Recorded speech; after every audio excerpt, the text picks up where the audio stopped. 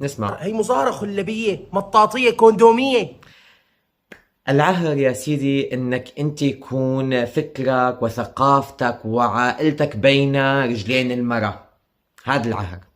العهر انك انت ما تشوف في شيء بسوريا وبالدنيا وبالكون وبالدين وبالطوائف غير رجلين المرأة، والمرأة وشو عملت وشو سوت، واذا المرأة فتحت تيك توك، واذا المرأة اجت من هون ولا عملت هون. طلعوا المرأة من حساباتكم، وطلعوا سوريا من حساباتكم، لانكم انتم بلا اخلاق، ناس عاهرين. طالع تعتدي على مجتمع باكمله، وعلى نساء سوريا، وعلى طائفة، وعلى ثقافة، باسم مين؟ يعني انت شخص حقير، زنديق، عاهر، فاجر، كذاب، منافق.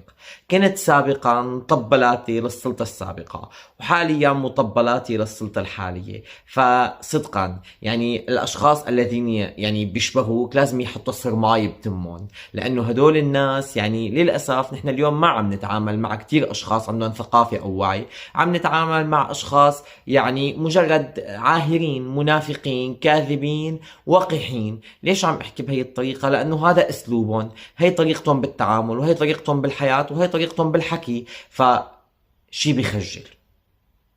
خليتونا نخجل من حالنا. نحن عم نتشارك بنفس الاسم ونفس الهوى ونفس الارض ونفس التراب. مخجل، حقا مخجل.